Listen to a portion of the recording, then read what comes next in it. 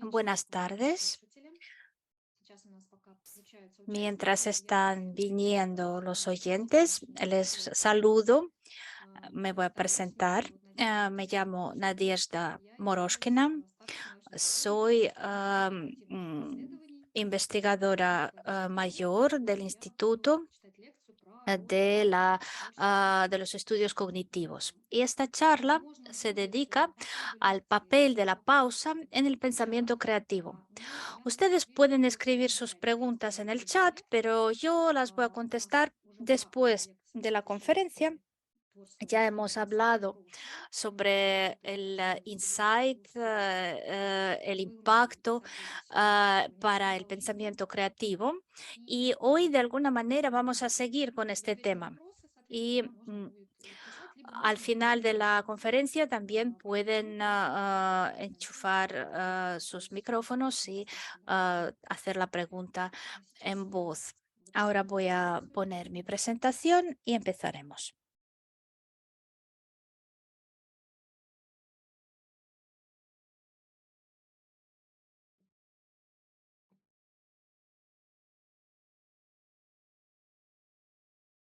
Mm, Como ya he dicho, el tema de nuestra conferencia es el papel de la pausa en el pensamiento creativo.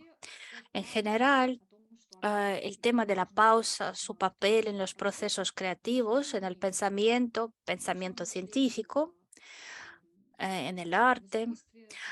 De esto hablan muchos creadores, muchos artistas e investigadores. Pero de todas formas, ah, la pausa es algo que es difícil de palpar. ¿Por qué la pausa es tan importante? ¿Por qué nuevas ideas se nos ocurren cuando hay una pausa? Es una cuestión y vamos a hablar de esto y les voy a contar sobre los experimentos dedicados a este tema y cuando se intentó entender cómo funciona la pausa, por qué puede llevar a nuevas ideas imprevistas. ¿Qué pasa en nuestra mente? ¿Cómo son los procesos cognitivos en este caso? Voy a trazar un puente entre la conferencia anterior y para entender cómo se relacionan estos temas. Pero este tema también es autosuficiente. Los que no han escuchado la conferencia anterior van a entender perfectamente. Yo voy a empezar por la introducción, las etapas de la solución de un problema artístico, de un problema creativo. Estas etapas se revelaron en base mm, del libro de Graham Wools, El arte del pensamiento, y él ha generalizado sus observaciones y las descripciones de a los artistas. Y él presenta las etapas. Muchos de ustedes quizás han analizado su pensamiento creativo y lo van a reconocer. La primera etapa es la preparación. Tenemos que formular el problema, recogemos la información, tratamos de averiguar las condiciones y es una etapa preliminar y en esta etapa tratamos de solucionar el problema con los métodos ya conocidos. Si estos métodos no funcionan, no tenemos soluciones listas y las variantes ya conocidos no funcionan, llega ah, una nueva etapa cuando entendemos que hay que inventar algo. Es en este momento cuando muchos toman la pausa. Esta etapa se llama la incubación.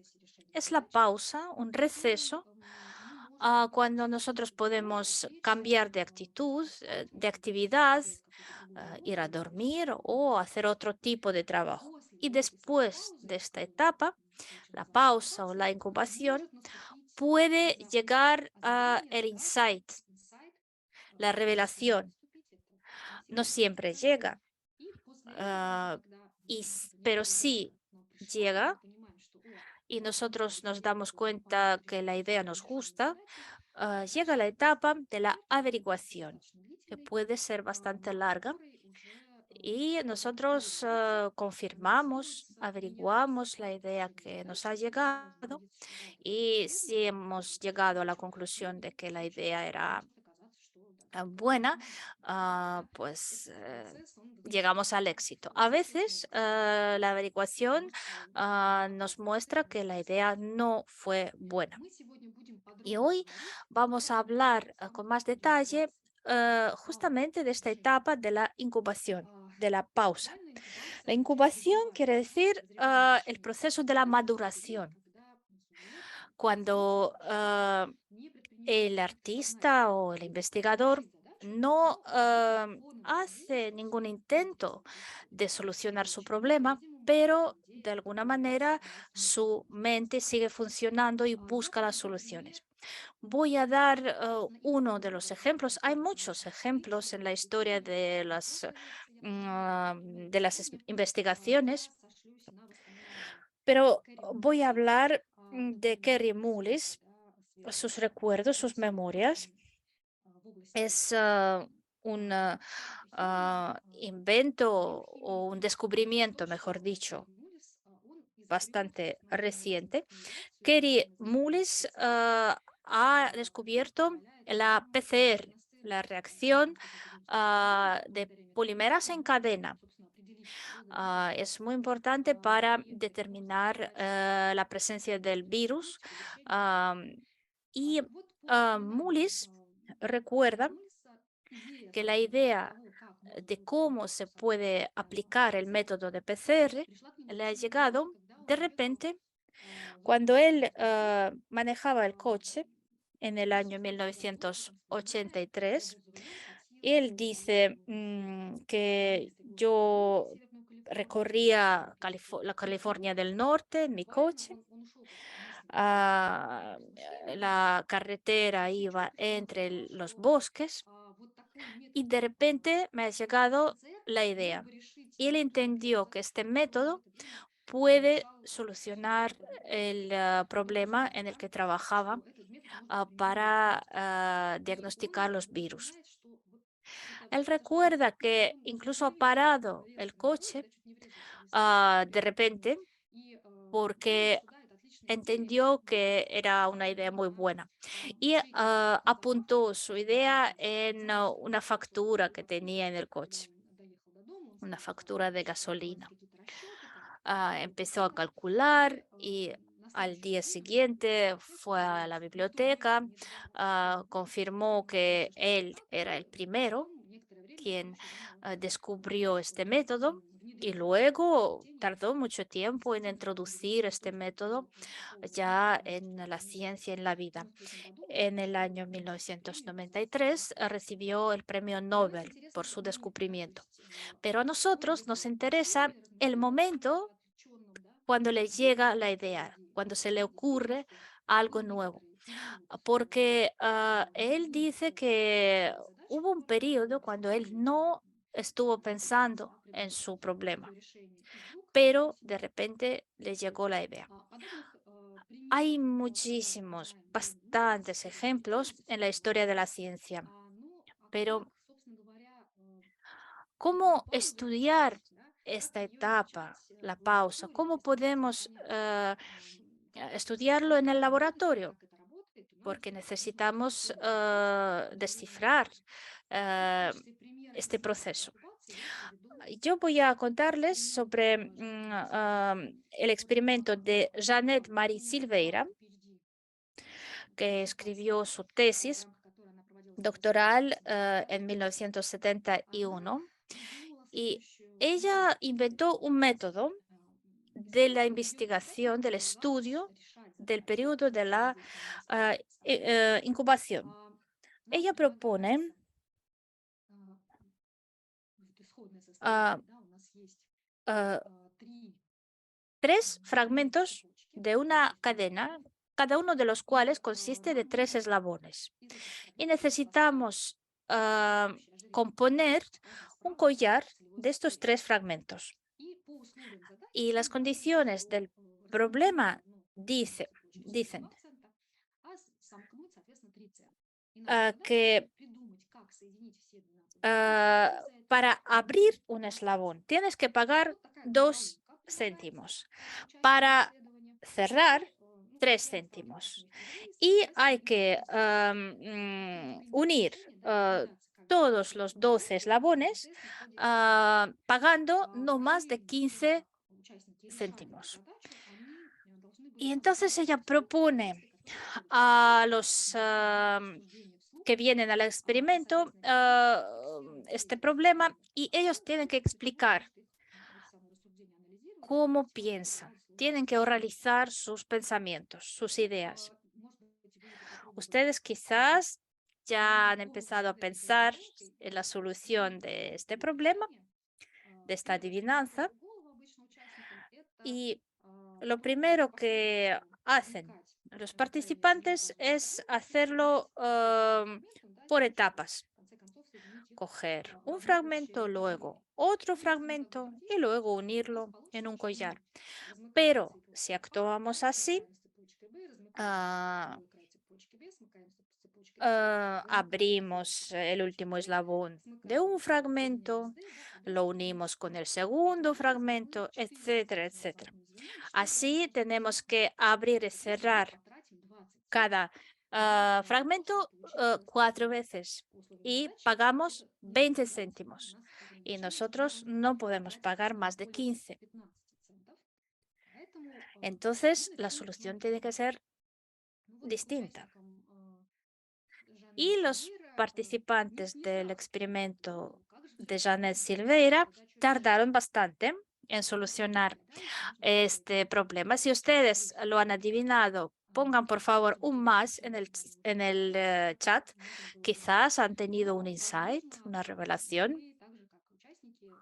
O quizás ustedes, igual que los participantes de este experimento, no saben todavía cómo se soluciona.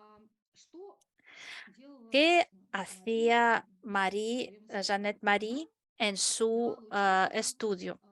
Ella dividía a los participantes en 3 grupos. Al primer grupo les daba 30 minutos para solucionar este problema. A los participantes del segundo grupo también les daba 30 minutos, pero dividía este periodo en 2 etapas. Ellos tenían que hacer una pausa, a cambiar un poco de actividad y luego volver a pensar. Y el tercer grupo tenía más o menos las mismas condiciones, pero la pausa era más grande, más larga.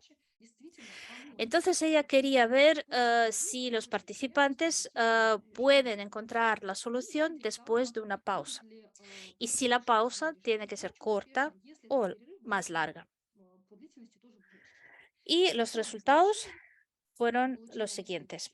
El grupo de control, los que solucionaban el problema sin, ah, sin hacer la pausa, encontraban la solución en un 55%. Un 55% de ellos solucionaban el problema. Cuando la pausa duraba 30 minutos, un 64% de los participantes pudieron solucionar el problema, pero cuando la pausa duró 3 horas y media, un 85% de personas pudieron solucionar el problema.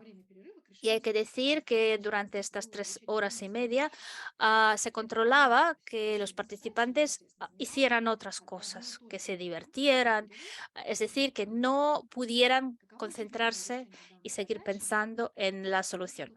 Vamos a ver si hay alguien que ha podido solucionarlo. Yo veo que sí. Voy a abrir las cartas. En este caso, tenemos 15 céntimos y la jugada buena es coger solo un fragmento por ejemplo, la cadena A y abrir todos los eslabones y usar estos eslabones como las unidades de unión entre otros fragmentos de la cadena B, la cadena C, y, etcétera. Espero que les ha quedado clara la solución, pero para nosotros es importante que Janet Marie Silveira dedujo que la pausa puede ser muy importante para ayudar a solucionar el problema. Pero esto fue un experimento, digamos, aparte, un experimento casi único que nos muestra la utilidad de la pausa. Quiero acentuar su atención en que los estudios de la investigación difieren según su método, difieren de lo que pasa en la vida de los artistas o de los investigadores, de los escritores. En la vida, cuando hablamos de la incubación, nadie regula el proceso. El artista o el investigador mismo decide cuando él quiere hacer un receso. Él siente, intuye que parece que hay que cambiar de actividad y su solución, la solución del problema, puede venirle ah, espontáneamente. Pero en el experimento de Silveira y en todos los experimentos estándar ah, sobre la incubación, veremos que el momento del receso no es voluntario. A los participantes les dicen, hay que hacer un receso. Los participantes no deciden cuándo lo hacen y quizás quisieran seguir pensando. Y la duración de la pausa también nos la dicta el investigador. Y luego la solución del experimento se determina solo por el resultado. Es decir, la solución no llega espontáneamente, sino que a los participantes les obligan a seguir pensando. Entonces, hay una diferencia entre un receso, una pausa espontánea y una pausa forzada. Yo creo que tiene que haber diferencia. Yo solo he encontrado un artículo donde se hablaba de la diferencia entre el receso espontáneo y el receso forzado. Y allí se demostraba que la pausa espontánea es mucho más útil que la pausa forzada. Y de todas formas, los estudios, los experimentos del laboratorio nos muestran solo esta segunda variante. Si vemos los estudios de la incubación en los laboratorios, veremos que el metaanálisis de estos estudios nos muestran que Silveira no es la única experimentadora.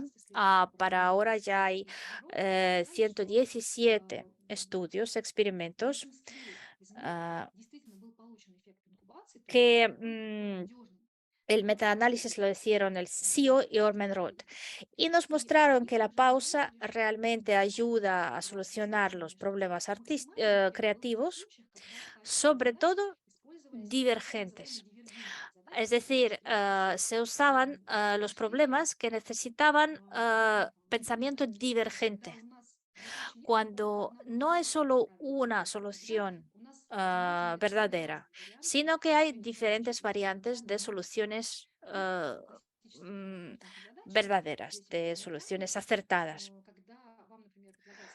Por ejemplo, a los participantes les proponen un objeto periódico, un ladrillo, cualquier objeto conocido y proponen inventar o proponer am,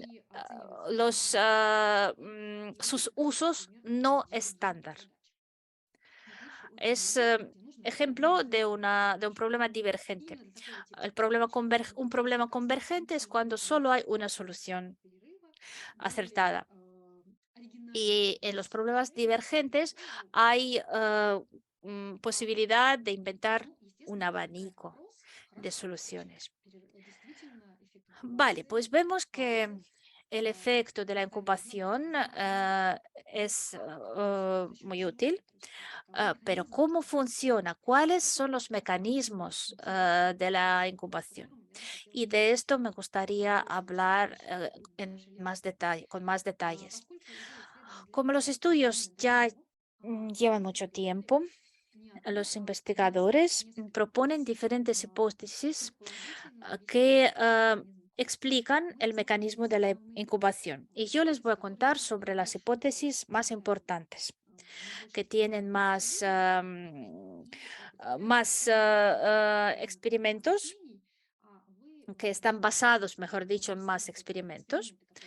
Y yo les voy a contar cómo se hizo la demostración, cómo se diseñaron estos experimentos.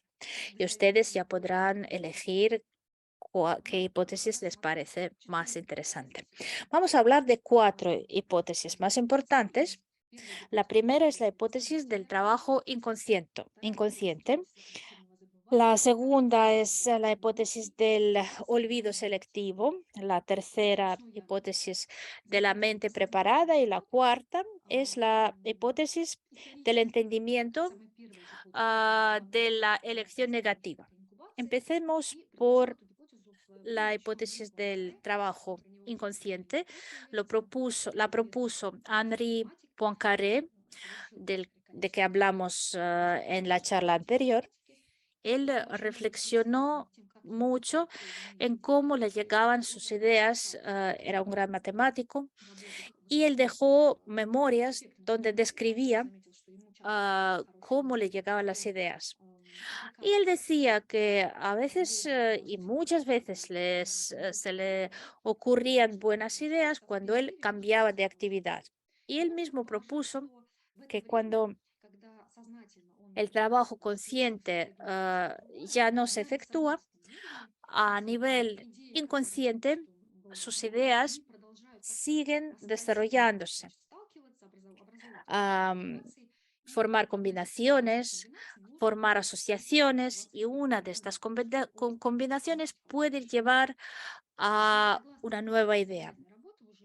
Las versiones más tardías de esta hipótesis dicen que después de la etapa de la preparación, cuando el artista o el investigador trabaja conscientemente sobre un problema ah, y cambia de actividad, a nivel inconsciente él sigue trabajando. Su mente sigue trabajando y está buscando nuevos datos, conocimientos, informaciones que podrían llevar a la solución. La hipótesis alternativa es la hipótesis del olvido selectivo. Y hay experimentos que ah, la demuestran, pero muchos científicos no la aceptan. Muchos son escépticos con esta idea. Y es alternativa a la hipótesis del trabajo inconsciente. Esta segunda hipótesis fue propuesta en la segunda mitad del siglo XX y se dice que el periodo de la incubación es útil porque justamente nos permite olvidar los intentos fracasados de la solución del problema en la etapa de la preparación, porque cuando uno empieza a trabajar sobre una idea, sobre un problema, am, primero intenta solucionarlo con métodos tradicionales, estándar, y puede fijarse, ¿no? Limitarse en su pensamiento. Por ejemplo, si nos dicen, inventen por favor los nuevos métodos de aplicación de un periódico. Y uno empieza a pensar, pues el periódico se puede leerlo. El periódico puede ser usado como envoltorio, pero pocas cosas más. Y cuando seguimos pensando, las variantes estándar nos impiden buscar nuevas soluciones. Y la pausa, la incubación, nos ayuda a olvidar las versiones tradicionales y nos ayuda a empezar a pensar en este problema como desde cero. Y las ideas viejas ya no nos impedirán el pensamiento, no nos impedirán la búsqueda. Es como refrescar un poco su cerebro. En cuanto a a la hipótesis de la mente preparada, es una explicación más de qué pasa en el periodo de la incubación para ayudarnos a solucionar los problemas. Esta hipótesis fue propuesta en los años 90 del siglo XX y dice que cuando un artista, un investigador está pensando en un problema, es decir, cuando está en la etapa de la preparación, busca la información, trata de solucionarlo con los métodos ya conocidos, en primer lugar, fija en su memoria cuáles de los intentos resultaron inútiles. Y en segundo lugar, si en este periodo no logra encontrar la solución,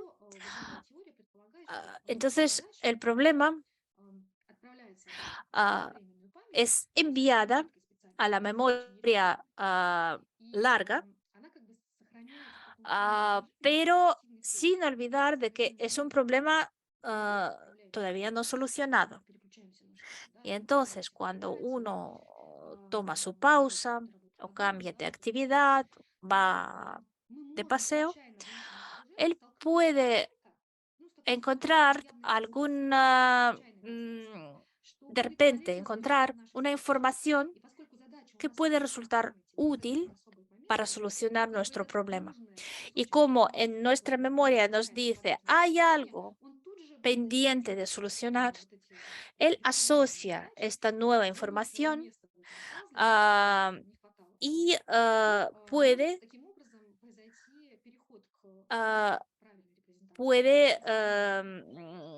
representar el problema de una forma nueva. Los ejemplos de los defensores de esta hipótesis son los ejemplos muy conocidos de Newton o de Arquímedes. Cuando pasaba algo, recuerden, Arquímedes, según la leyenda, se sumergió en el agua, en la bañera, y vio que el agua subió e incluso se virtió al suelo. Rebasó la bañera y él entendió que el tamaño del cuerpo ha, ha hecho rebasar el agua. Y así salió gritando Eureka. Pero si él no hubiera pensado antes en este problema, quizás en la bañera no se le habría ocurrido nada nuevo.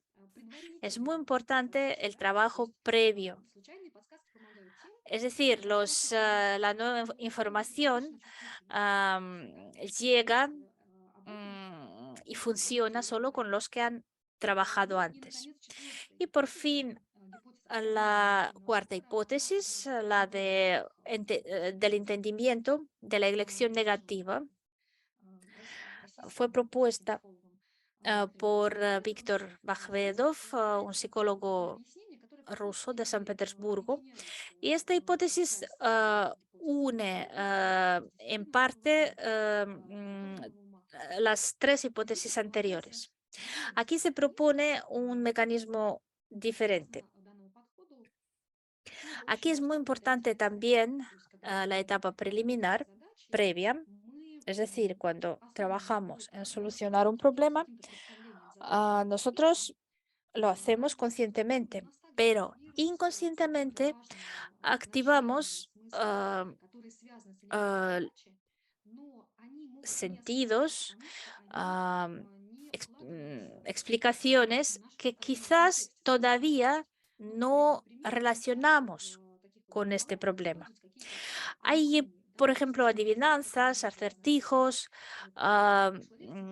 que, mm, que tienen que ver con esta hipótesis. Recuerden el acertijo de la conferencia anterior, cuando una chica coge una taza de café, una taza con café, y su arete, su pendiente, cae en la taza, pero no se moja. ¿Cómo ha podido pasar? Y la solución dice que el café no siempre es líquido. El café puede ser seco, puede haber granos de café.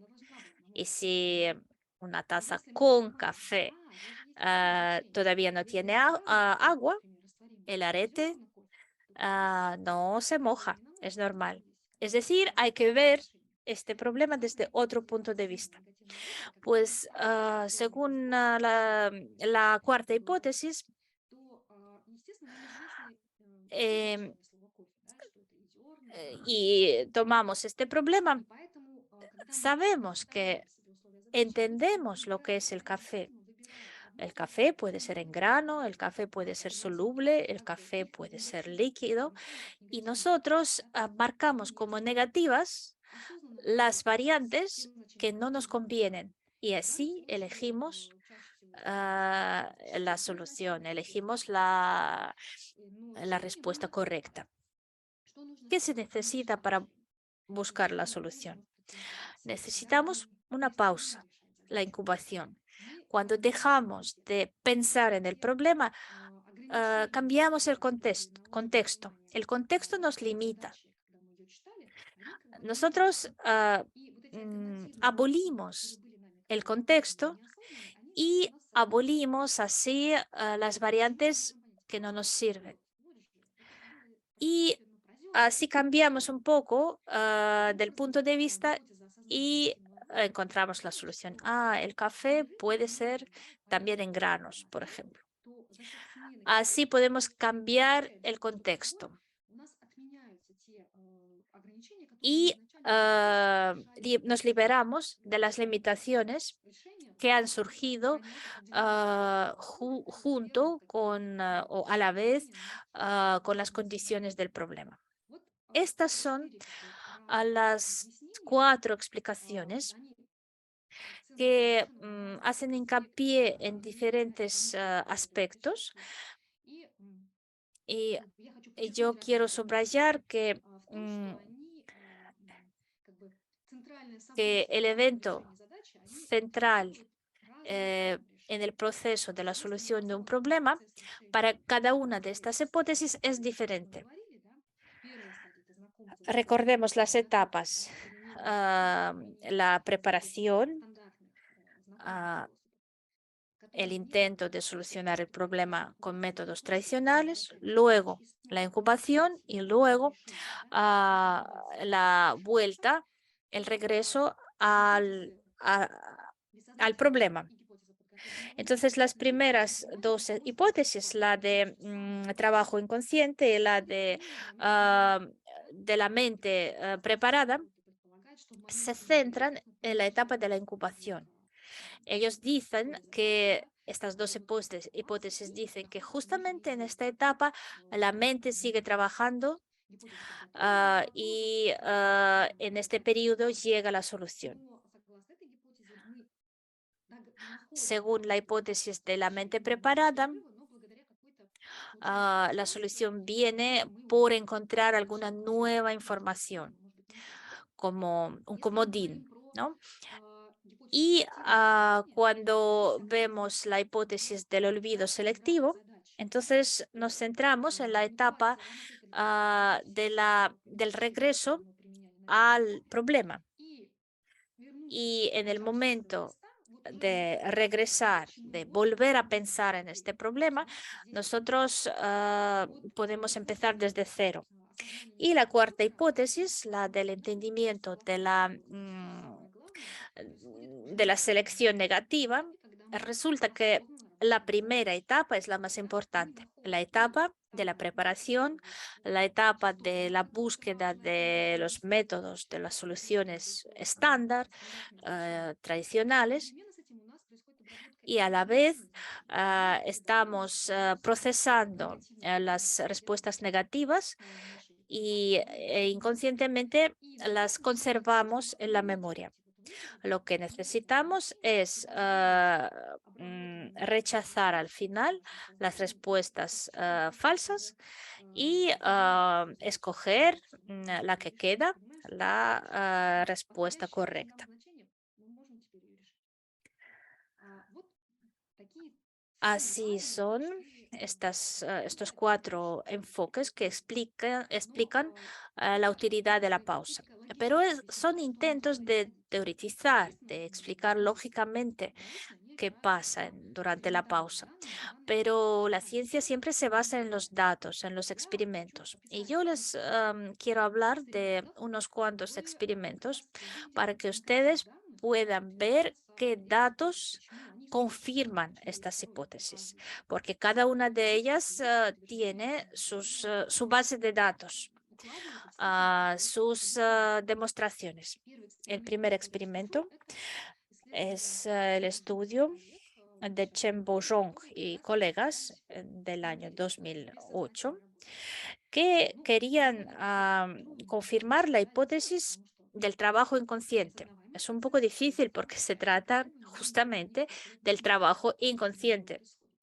Es decir, se necesitan enfoques, métodos alternativos, oblicuos si quieren, para confirmar que durante la pausa la mente sigue buscando soluciones inconscientemente. ¿Cómo fue diseñado el experimento? Chen Bo-jong y sus colegas proponían a los participantes los problemas donde había que buscar las asociaciones lejanas. Por ejemplo, en ruso había tres palabras. Por ejemplo, la piel, ah, tender o ponerse y elefante. Y había que buscar una cuarta palabra que podía formar un idioma, una frase hecha, mejor dicho, con estas tres palabras. Eh, pero esta cuarta palabra no era tan fácil de buscar porque había que pensar en fraseologismos, en frases hechas. Y en la primera etapa, solo un 17% de los participantes pudieron buscar la solución. Luego les dieron la posibilidad de hacer una pausa de 5 minutos y les propusieron otro problema, ah, un problema auxiliar que tenían que solucionar. Era problema de la así llamada solución léxica. Les proponían una serie de letras que podían componerse en una palabra o no. Y los participantes tenían que pulsar solo dos teclas, palabra o no palabra. Pero, ¿por qué era un problema auxiliar? Porque una parte de las palabras que se les proponía eran respuestas a los problemas no solucionados anteriores. Había una parte de propuestas que no formaban ninguna palabra, había palabras y una parte de estas palabras tenían que ver con problemas anteriores. Entonces, los participantes se dividían en tres grupos. En el primer grupo, durante la pausa de 5 minutos, les dejaban simplemente pensar un rato y ya está. El segundo grupo se llamaba grupo del trabajo inconsciente. En la primera etapa, ellos pensaban en el problema y durante el receso de 5 minutos les distraían, es decir, no les dejaban seguir pensando en el problema. El grupo de control no había pensado en el problema, no sabían cómo se formulaba el problema, simplemente les propusieron el problema auxiliar de las palabras. Y los resultados fueron los siguientes. En la segunda etapa, en el problema de la solución léxica, les interesaba la velocidad de la solución. Y si el participante contestaba muy rápido, esto quería decir que la palabra ya está preactivada en su memoria. Por eso él puede decir rápidamente, sí, esta serie de letras es una palabra. En la gráfica vemos que el tiempo de las respuestas es diferente. Con diferentes colores están marcados los tres grupos. El color azul es el grupo del pensamiento consciente, el rojo del pensamiento inconsciente y el verde es el grupo de control que no tenía información del problema principal. Y vemos que la velocidad de las respuestas en el grupo del pensamiento inconsciente.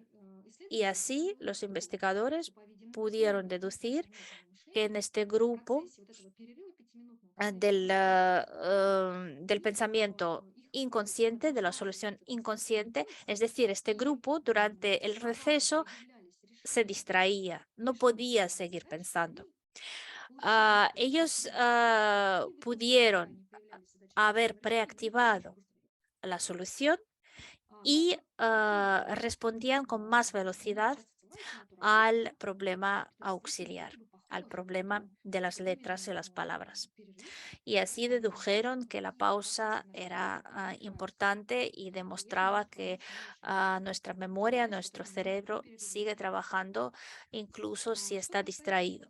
En cuanto a la hipótesis del olvido selectivo, sí también tiene sus confirmaciones de experimento. Hubo un experimento de Smith y Blankenship. Recuerdo que se trata de que durante la pausa el participante tiene que ir olvidando, ir descartando las respuestas no acertadas. En la primera etapa, ellos proponían a los participantes un acertijo. Aquí está en inglés, you, just me. En español sería tú, solo yo. Y el participante tenía que decir qué frase hecha está cifrada, ¿no? ¿Qué frase hecha está detrás de esta adivinanza, de este acertijo? Los participantes recibían comodines, pero los comodines podían ser acertados o falsos, verdaderos o falsos.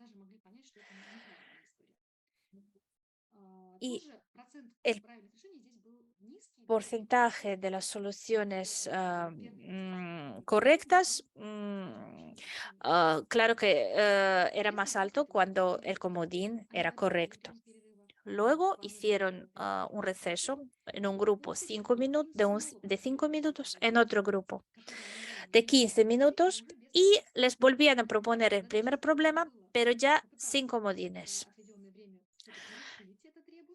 Y luego les proponían solucionar la adivinanza y recordar qué comodines habían visto. La respuesta es just between you and me, es decir, justamente o solamente entre tú y yo. Esto tiene que quedar entre tú y yo, entre nosotros. Y cuando el participante encontraba la solución, les pedían recordar qué comodín había visto. Y vieron que cuanto más más larga era la pausa, más probabilidad había de que el participante buscara la solución correcta. Pero la memoria de los comodines disminuía en este caso. Es decir, los que solucionaban bien el problema recordaban muy mal los comodines falsos.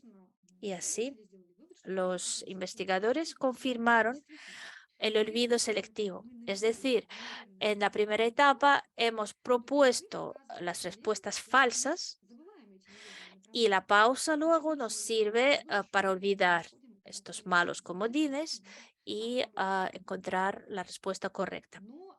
Pero la hipótesis del olvido selectivo sí explica las situaciones cuando realmente teníamos versiones falsas, pero no puede explicar los casos de la así llamada incubación inmediata, cuando al participante le explican las soluciones, las condiciones del problema y enseguida le distraen.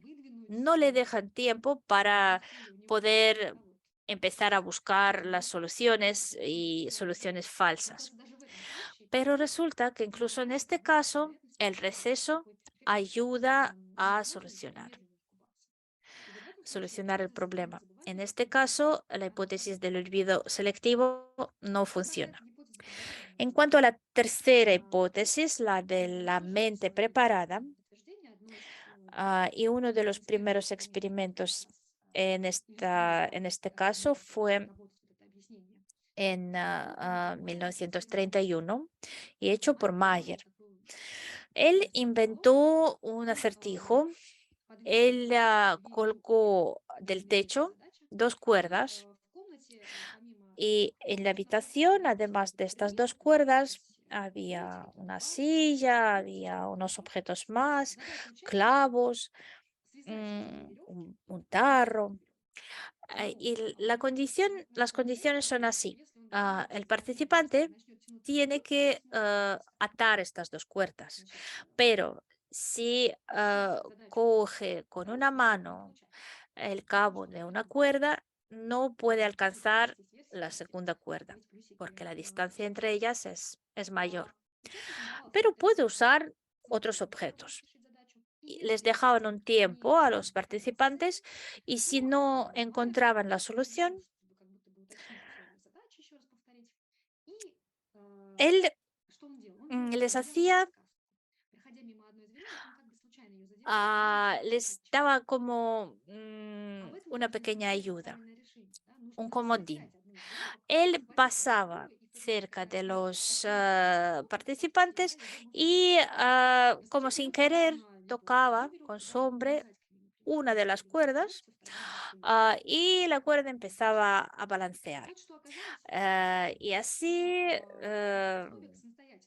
ellos podrían entender que había que empezar había que hacer balancear una de las cuerdas y si atan algo que pesaba algo, se balanceaba mejor. Y así podía coger las dos cuerdas a la vez. Y 24 personas solucionaron el problema.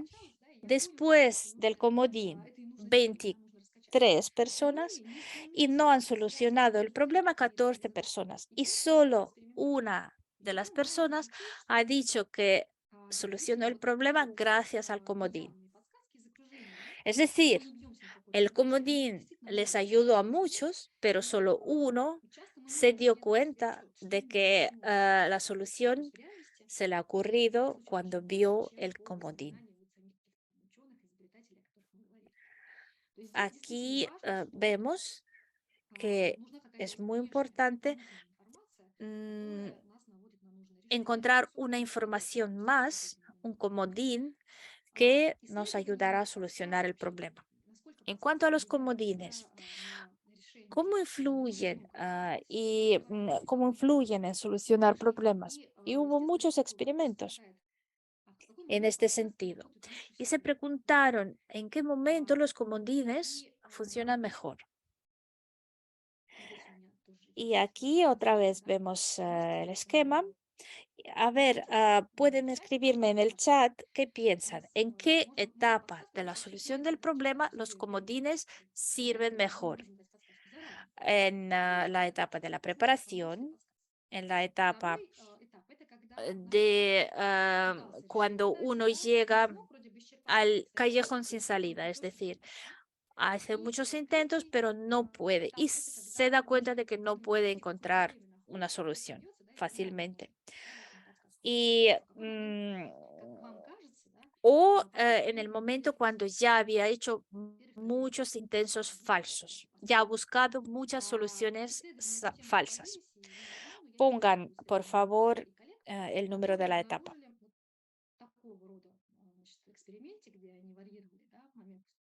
Al final, resultó que en la segunda etapa el comodín funciona de la mejor manera.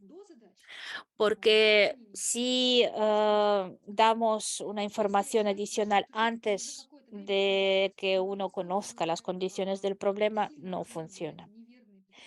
Si el comodín aparece al final, cuando ya ha buscado muchas soluciones que resultaron falsas, tampoco funciona bien. Pero en la segunda etapa, cuando uno solo ha empezado a buscar soluciones y se ha dado cuenta de que los métodos tradicionales no funcionan, pero todavía no ha probado todo lo posible, es cuando el comodín funciona mejor. Y por último, la hipótesis del entendimiento de la elección negativa. Había un experimento que buscaba la importancia del cambio del contexto. Hablamos del experimento de Smith y Beda del año 2020. Es un experimento largo. Ah, También proponían el acertijo de 3 palabras que tenía que formar frases hechas o palabras compuestas con una cuarta palabra que tenían que buscar. Y en el experimento ellos les mostraban otras 3 palabras más, pero con un fondo, una foto, un paisaje, y proponían aprender de memoria estas 3 nuevas palabras.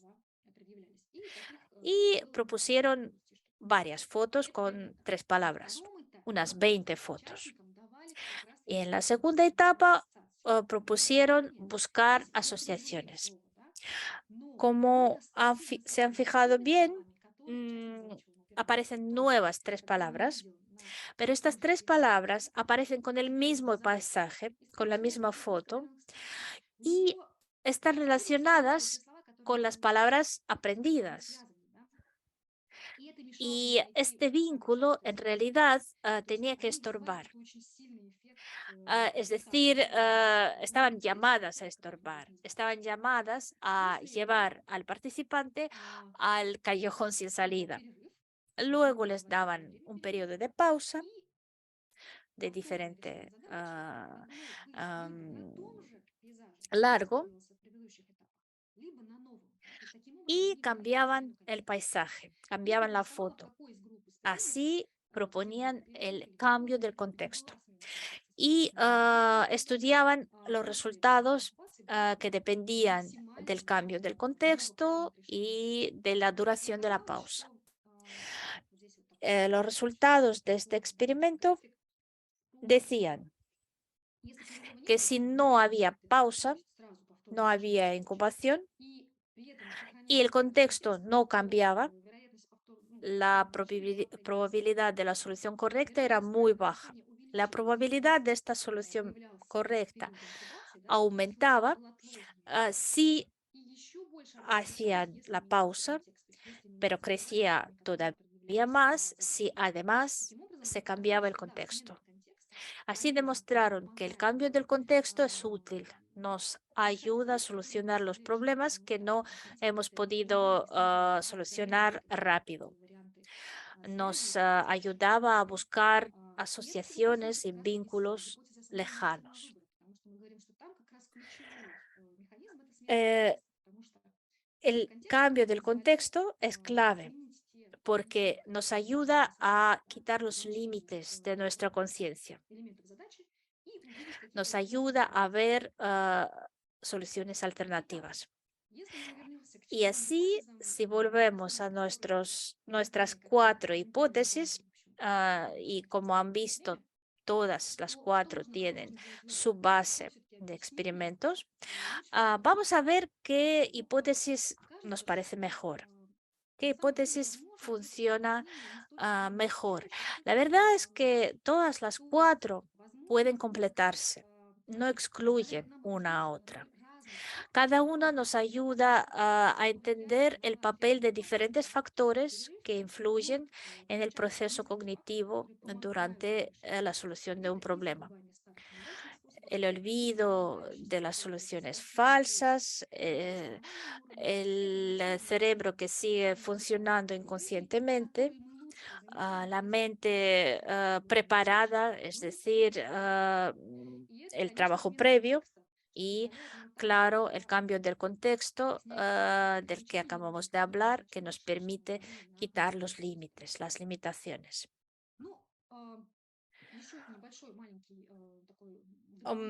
Algo más les quería decir, hay una cuestión más. La pausa, vemos que la pausa es buena, pero la pausa se llena siempre de algo.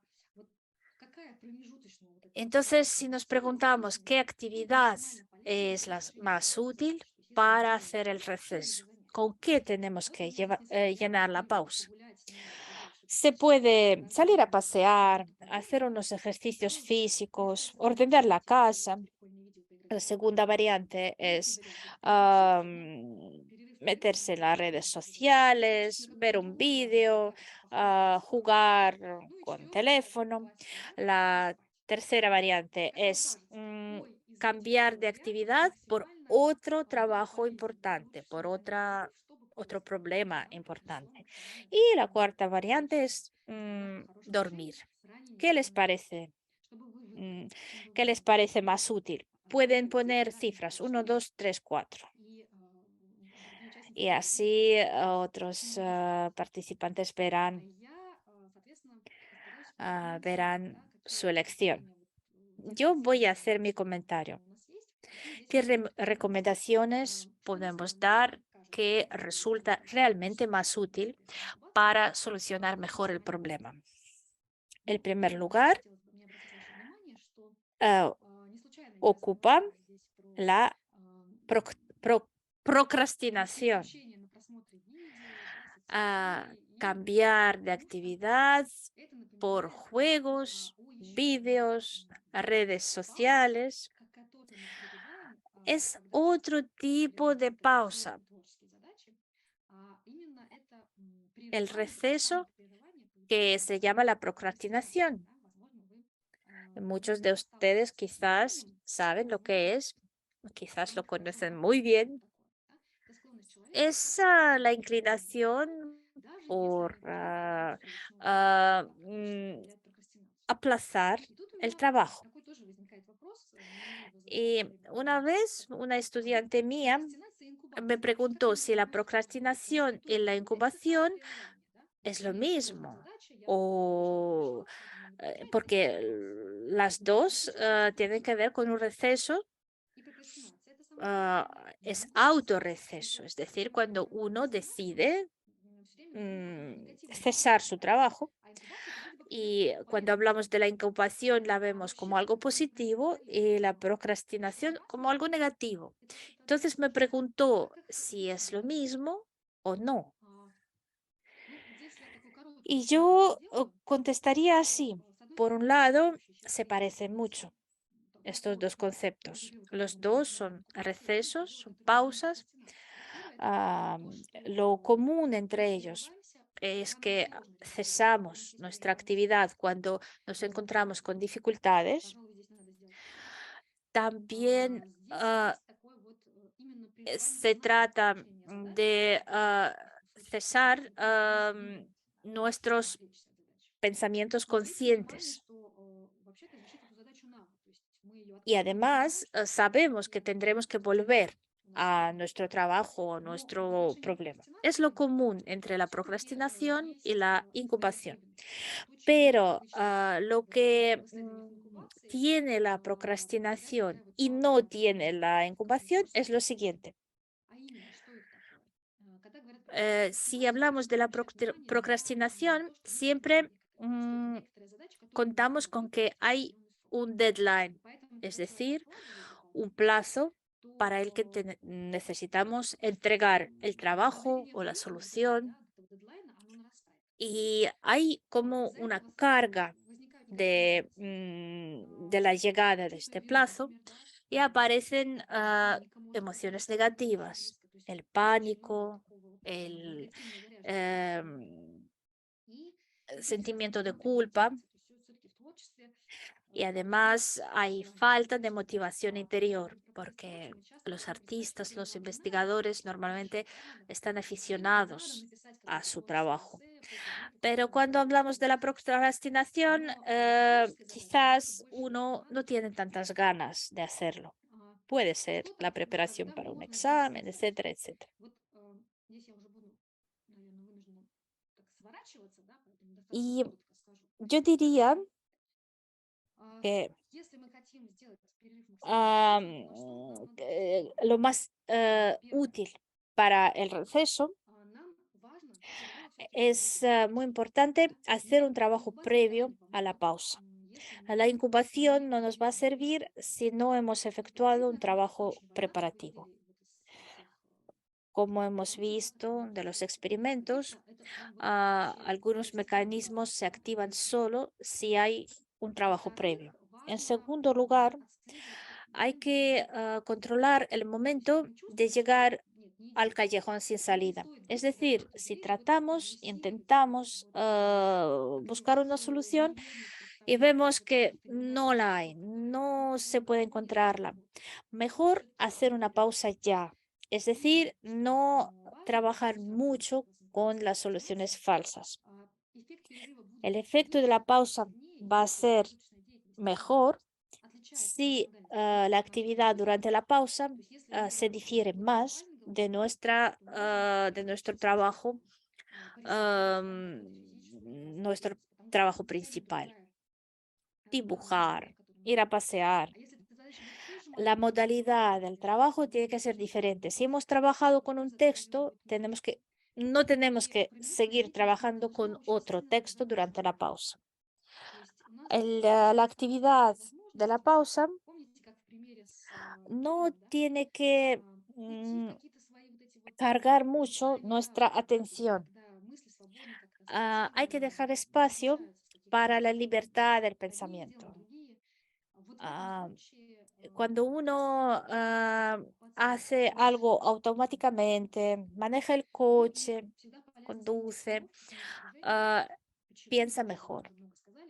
No tiene que concentrarse en el pensamiento, se concentra en la carretera, pero no en la solución de otros problemas. Y repito, el cambio del contexto también aumenta el efecto de la pausa. El cambio de la situación, del ambiente. La procrastinación es un poco diferente porque cuando el nuevo contexto tiene que ver con la procrastinación, es ah, am, también una trampa porque las emociones negativas nos estorban durante el trabajo y durante la pausa también. Porque cuando cambiamos de actividad, seguimos pensando, bueno, no quiero trabajar, no quiero pensar en el problema que tengo que solucionar, pero en realidad debería hacerlo. No puedo relajarme. No, esta situación no me deja la libertad del pensamiento. Y además, las emociones negativas disminuyen la sensibilidad a los comodines. Quizás no nos fijamos o no vamos a captar ah, una nueva información como comodín. Ah, Además, las emociones negativas am,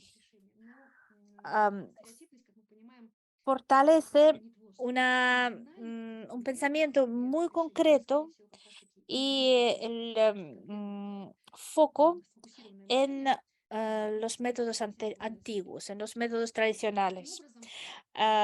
Más tiene que ver con estereotipos que con la creatividad. Por eso hay que diferenciar a las pausas útiles y las pausas no tan útiles. Hay que tratar de organizar el trabajo de tal manera que podamos tener tiempo para todo, para un trabajo intenso, para descanso y dejar tiempo necesario para las dos cosas. Porque si procrastinamos y nos queda muy poco tiempo para entregar, no sé, nuestro trabajo, entonces ya no tendremos tiempo para descansar, para hacer un receso útil. Con eso voy a terminar. Y si ustedes tienen preguntas, por favor, y gracias por su atención.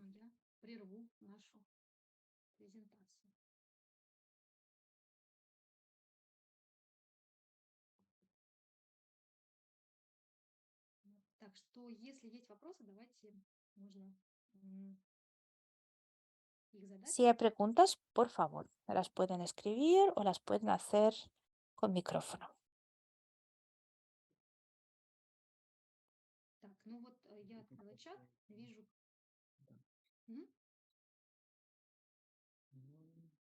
Ну, он проскочил, да?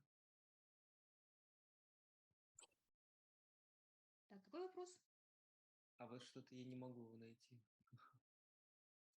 Нет, не было вопроса. Спасибо за лекцию, оказывается. Извините. Вот. Да, да.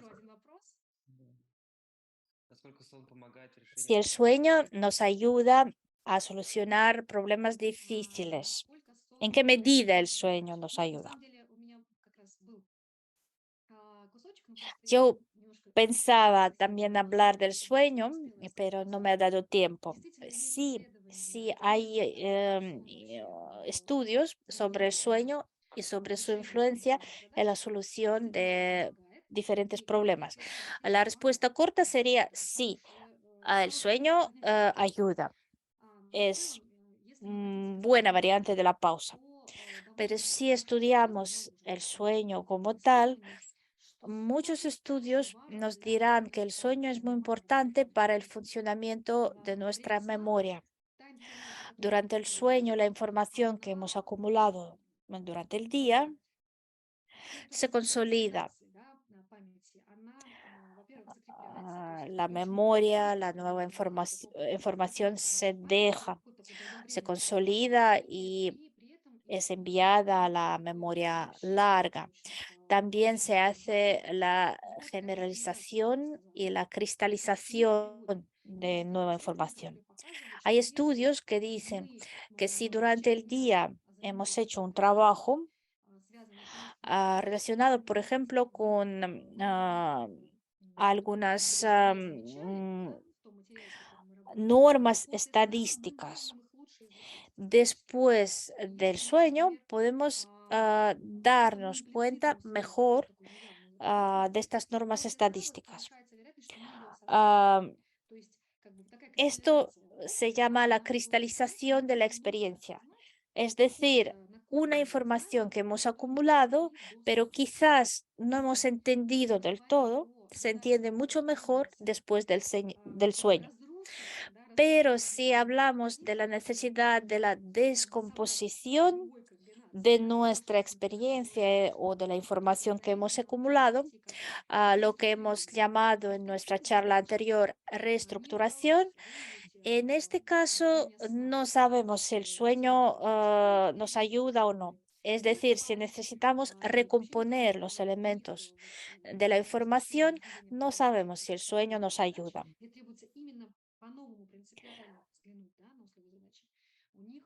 Hubo experimentos, pero parece que el sueño no influye, ni bien ni mal. Los insights, las revelaciones también necesitan un periodo de trabajo consciente.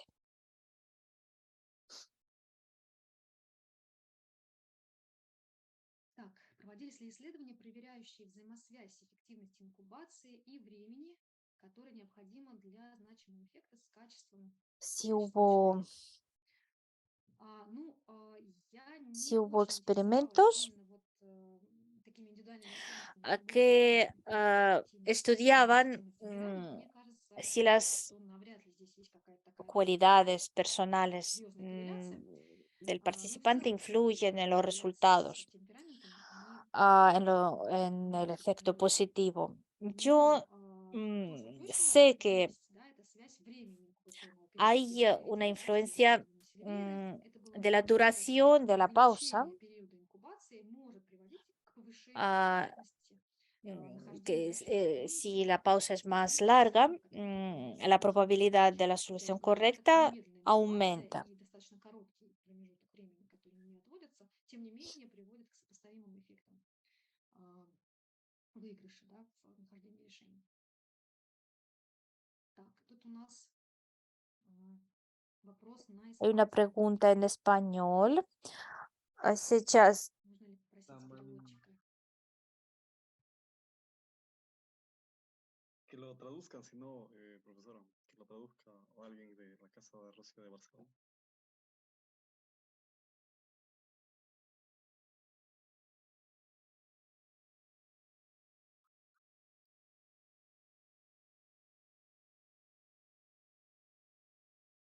se puede leerlo en español. Si lo Perfecto. leen en español, lo traduzco al ruso, por favor.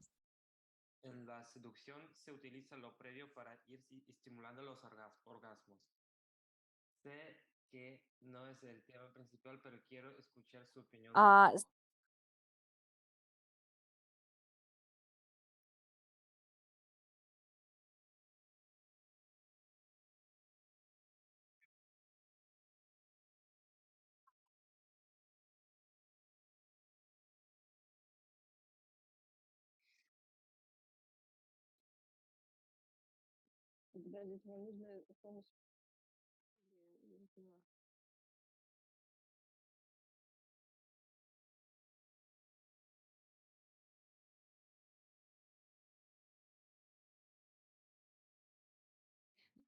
Я думаю, что у кого-то из слушателей просто некая аллюзия на то, что подготовка no важна во sé всех аспектах si tiene que ver con сексуальных el tema активностей, nuestro, pero да, para да, про algunos подготовку я тоже quizás много говорила, что без нее hay una невозможно, да, asociación наверное, то есть физиология que организма de lo выработать previo y достаточно la много времени pausa, для того, чтобы начать quizás. отвечать.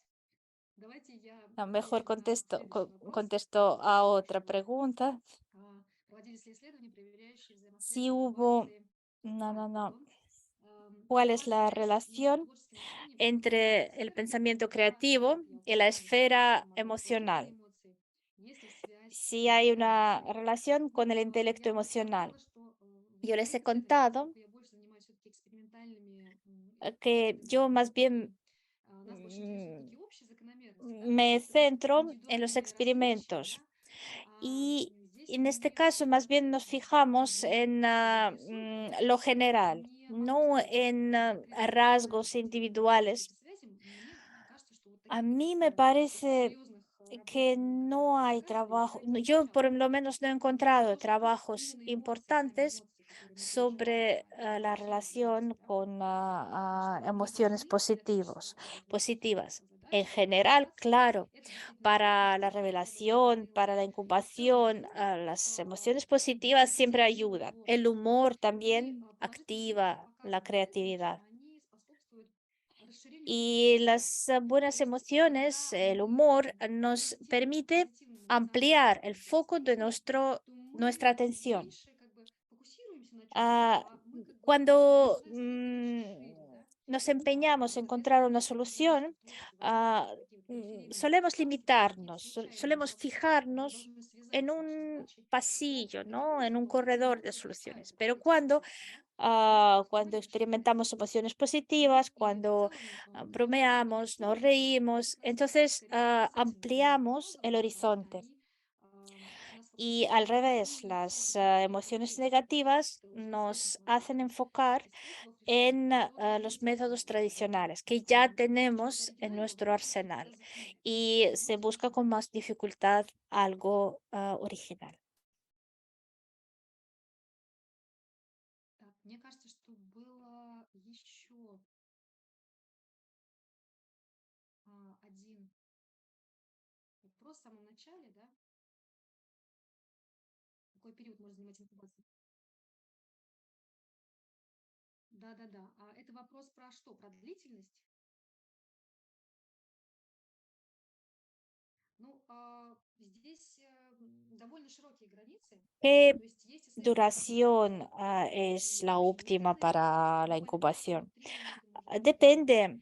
Hay часы. experimentos con Если это pausas de больше 5 такая minutos, инкубация, как раз таки otros con специально проводится unas длительная, horas, через y hay неделю, también месяц, да, на ранней experimentos стадии, чтобы cuando la получить pausa паузу puede durar una и дальше semana, es продолжать decir, hay работать. diferentes То есть etapas del experimento. может быть очень La длительный pausa период, puede если durar обратимся mucho именно вот таким y искать cuando случаи, да, такой estudiamos los recuerdos, las memorias de психоэмоциональной investigadores, de модали, artistas, то там muchas тоже мы veces видим, что может быть указание на dicen que la перерыв, pausa да, puede если ser человек уже больше muy месяца larga, que потом uno que no думает над podía своим encontrar la период solución может занимать lo había несколько, dejado может быть, даже несколько para месяцев. unos meses o para unos То есть это días довольно y de repente длительный, llega но la solución. механизмы, которые здесь работают, по всей видимости, Pero те же creo самые. que То la есть duración de la pausa одни механизмы работают influye en чаще, los mecanismos que funcionan. La pausa, una чем pausa много факторов, corta которые влияют.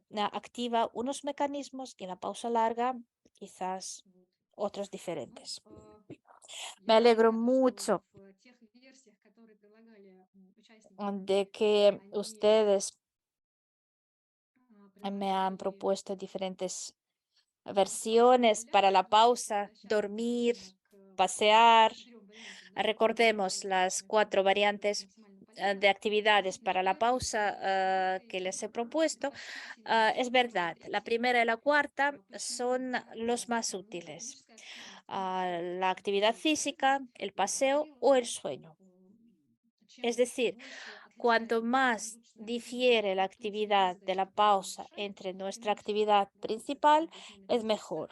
И это El cambio как del бы, когда contexto мы чем-то похожим ayuda занимаемся, mucho, то у porque нас si возникает cambiamos de интерференция, да, когда у actividad нас por algo parecido, близкие какие-то hay процессы una происходят, interferencia, да, hay como человек contaminación ну, entre по-новому los воспринимает procesos, эти entre ощущения. actividades. Но Mejor при том, что контекст cambiar сильно отличающийся, de все-таки contexto bien, есть cambiar por una это actividad показывает. muy diferente. Ну, вот я, наверное, прокомментировала Parece все que he вопросы и comentado ответы. todas las preguntas.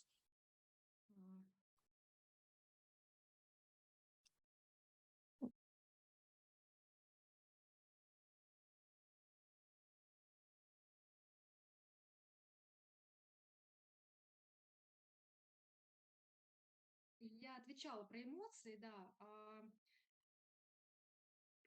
Конкретно про эмоциональный интеллект. Ну, дело в том, что эмоциональный интеллект это немножко же все-таки про другое, да, это Y про en cuanto al распознавание эмоций, про регуляцию intelecto эмоций. Мне emocional, кажется, что здесь такой вот no прямой sé, es que связи с творчеством es mucho а, más amplio. Yo no я не veo вижу, но с другой relación стороны, directa конечно, con la если говорить про creatividad. то, что, De безусловно, эмоции todas тоже formas, las emociones в sí. мышлении играют Las важную роль. emociones, И ya he вот dicho que на sí, прошлой занятии, по-моему, мы об этом juegan un говорили, papel muy importante что en el proceso это эмоции, creativo, которые в процессе pero мышления, son да, они совершенно emociones que индивидуальны aparecen для каждого durante el человека. proceso del Если у pensamiento. человека Y si el интеллект intelecto развит, он emocional умеет está bien отслеживать и desarrollado ориентироваться, y да, uno на sabe смыслы, orientarse то да, en las наверное, это будет emociones, ему saber очень escucharlas, на ¿no? пользу, да. Puede Ну, ser вот я útil, обратилась к исследованиям, pero кстати, yo очень me dirigiría a los интересным. estudios que hay. Не уверена, Yo no действительно estoy ли это segura de устойчивая que hay научная correlaciones зафиксированная. fijas y directas. Так, хорошо. Ну, я Bueno, creo думаю, que что vamos мы a времени сегодня terminar перебрали.